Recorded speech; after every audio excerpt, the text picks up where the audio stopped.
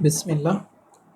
सो students, last video में हम देख चुके हैं Dobereiner's triads. Now Newlands law of octave, मतलब डोबेराइनर्स के क्लासिफिकेशन मॉडल के बाद एक दूसरा क्लासिफिकेशन जो आया वो न्यूलैंड ने जो है प्रपोज किया।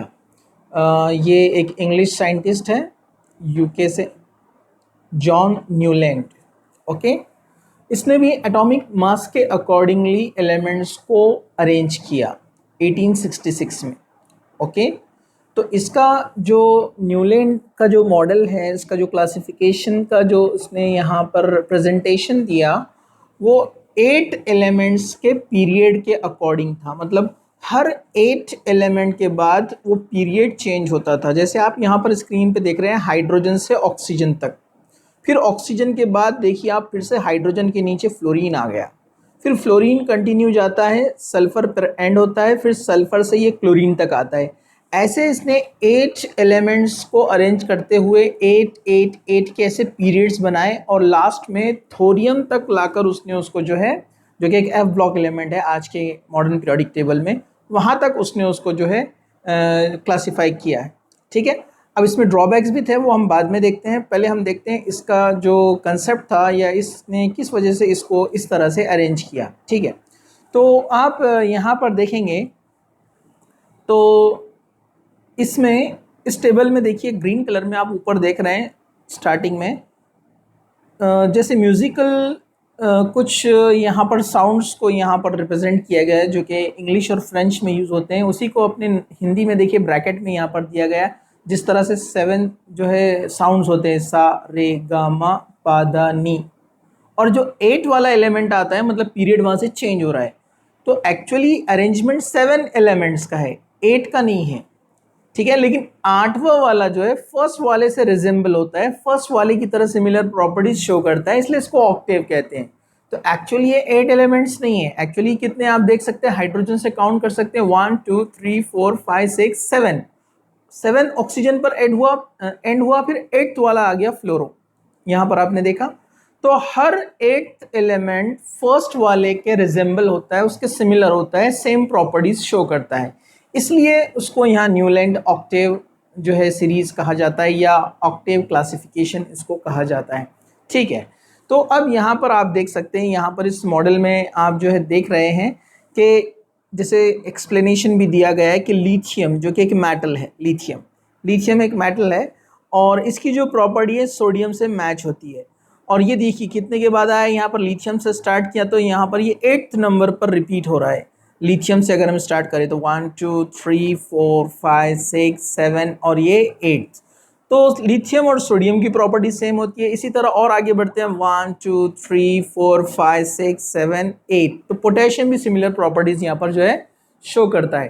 तो यहाँ पर हर 8th एलिमेंट अपने फर्स्ट वाले के रिजेंबल होता है, उसकी तरह सेम प्रॉपर्टी शो करता है, इसलिए इसको न्यूलैंड ऑक्टेव मॉडल कहते हैं। और ये एटॉमिक मास के अकॉर्डिंगली है। आप देखेंगे यहाँ पर हमारा जो मॉडर्न पीरियोडिक टेबल है, क्लोरीन के बाद पोटेशियम और पोटेशियम के बाद ऑर्गॉन आता है, यहाँ ऑर्गॉन नहीं है, क्योंकि जैसे मैंने आपको लास्ट वीडियो में बताया कि यहाँ पर इलेक्ट्रॉनिक कॉन्फ़िगरेशन अगर आप देखेंगे तो यहाँ पर ऑर्गॉन 40 है और पोटेशियम जो है वो 39 है।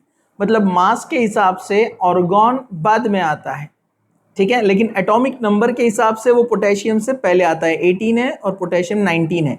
तो इसका मास एटॉमिक नंबर कम है लेकिन मास नंबर ज़्यादा है, क्योंकि न्यूट्रॉन नंबर ज़्यादा होते हैं। तो जो न्यूलैंड था उसने मास के अकॉर्डिंगली अरेंज किया ना, इसलिए 39 पहले आ गया और ये 40 बाद में चला गया। ठीक है, तो इसका जो मॉडल है ये मास के अकॉर्डिंगली था, इसलिए यहाँ पर ऑर्गॉन आप यहाँ देखेंगे यहाँ पर नहीं है, पोटेशियम के बाद डायरेक्ट कैल्शियम आ गया है। तो ये उसको रखना पड़ा इस तरह से, एक तो मास के अकॉर्डिंगली उसका ऑर्डर करेक्ट जा रहा था, और दूसरा 8th एलिमेंट के बाद जो प्रॉपर्टी है वो सिमिलर आना चाहिए था, उसके अकॉर्डिंगली उसने उसको अरेंज किया इस तरह से। इसी तरह एक और फैमिली है यहाँ पर, फ्लोरो ग्रुप। तो हम जानते हैं जो अभी मैंने आपको बताया, फ्लोरो, chloro, bromo, आइडो, modern periodic table में भी ये एक ही ग्रुप में आते हैं, मतलब इन सब का प्रॉपर्टीज सेम है। तो यहाँ पर भी उसने अच्छे से यहाँ पर उसको अरेंज किया कि फ्लोरो के बाद अगर आप काउंटिंग करेंगे तो 8th नंबर पे क्लोरो आएगा, तो उनके प्रॉपर्टी नियरली सेम होते हैं। लेकिन ये सभी के लिए पॉसिबल नहीं था, इसलिए इसमें बहुत सारे ड्रॉबैक्स थे। इसके ड्रॉबैक्स की वजह से यहाँ पर जो है ये थ्योरी या ये क्लासिफिकेशन सक्सेसफुल नहीं हो सका।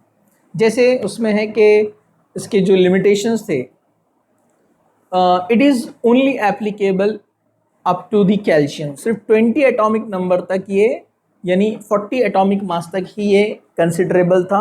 उसके आगे यहाँ पर बहुत सारे एलिमेंट्स फेल हो जाते थे जो प्रॉपर्टीज़ उस तरह की शो नहीं कर सकते हैं। जैसे हम देखते हैं यहाँ पर कोबाल्ट निकेल वगैरह बीच में आ गए हैं यहाँ पर, जो कि हैलोजन फैमिली से मैच नहीं होते हैं। फ्लोरो क्लोरो ब्रोमो मैच होते हैं लेकिन कोबाल्ट और निकेल मैच नहीं होते हैं, तो ये एक यहाँ पर ड्रॉबैक आ गया। इसी तरह Newlands fitted all the known element in a table of 7 into 8, that is 56 boxes जो उसने बनाए थे। 7 एक रो में आते हैं, 8 वर्टिकल जाएंगे, ऐसे 56 एलिमेंट उसने अरेंज किए। Newland placed 2 elements in each some boxes to accommodate all the known element in the table. For example, cobalt and nickel। अभी हमने देखा ये एक ही बॉक्स में उसको उसने रखा है, जो कि एक क्लासिफिकेशन का प्रॉपर मेथड नहीं है या प्रॉपर उसका जो है ये प्रॉपर्टी को कोरिलेट नहीं करता है, जैसे सीरियम एंड लैंथेनम। जबकि हम मॉडर्न पीरियोडिक टेबल में देखेंगे कि लैंथेनम जो होता है ये डी ब्लॉक एलिमेंट है और सीरियम जो है एफ ब्लॉक एलिमेंट है। Okay, moreover he placed some elements with different properties under the same note in the octave। ये भी उसका एक ड्रॉबैक था। जैसे Newland places cobalt and nickel under the note do, मतलब सेम जो साउंड के अंदर, सेम ग्रुप के अंदर उसको उसने रखा था, ठीक है। while Fe having similarity with cobalt and nickel away from them, जबकि आयरन का जो प्रॉपर्टी है ये डी ब्लॉक एलिमेंट की तरह है, क्योंकि कोबाल्ट और निकेल ये डी ब्लॉक एलिमेंट है, लेकिन वहाँ पर आयरन उनके साथ नहीं है, आप यहाँ पर उसको देख सकते हैं, ठीक है। तो ये भी इसका ड्रॉबैक रहा कि Fe को तो उसने कहाँ रखा, लास्ट वाले यानी 7th ग्रुप के अंदर, और कोबाल्ट और निकेल आ गए यहाँ पर फर्स्ट ग्रुप में। तो ये भी इसका एक ड्रॉबैक रहा कि Fe की प्रॉपर्टी कोबाल्ट निकेल की तरह है लेकिन उसको अलग ग्रुप में रखा गया है, ठीक है। Next, away from them along with the non metals oxygen sulphur under the note Ti, मतलब Ti ये ग्रुप का नेम है, ठीक है। Octave did not have provision to accommodate the newly discovered element। जो न्यू डिस्कवर एलिमेंट होते गए उसको किस तरह से अब प्लेस करना है, पुराने वालों का रीअरेंजमेंट कैसे होगा, ऑक्टेव रूल यानी न्यूलैंड्स ऑक्टेव मॉडल उसको एक्सप्लेन नहीं कर सका, ठीक है। अब इसके बाद आएंगी मेंडलीफ की थ्योरी, मेंडलीफ का क्लासिफिकेशन, वो हम देखते हैं नेक्स्ट वीडियो में। थैंक